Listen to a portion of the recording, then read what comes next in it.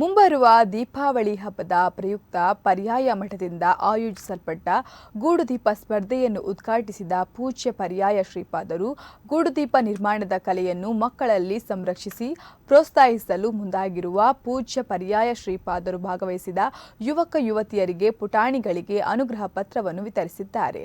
ಸಾಂಪ್ರದಾಯಿಕ ಮತ್ತು ಆಧುನಿಕ ಗೂಡುದೀಪಗಳ ಬಗ್ಗೆ ಸ್ಪರ್ಧೆ ಆಯೋಜಿತವಾಗಿದೆ.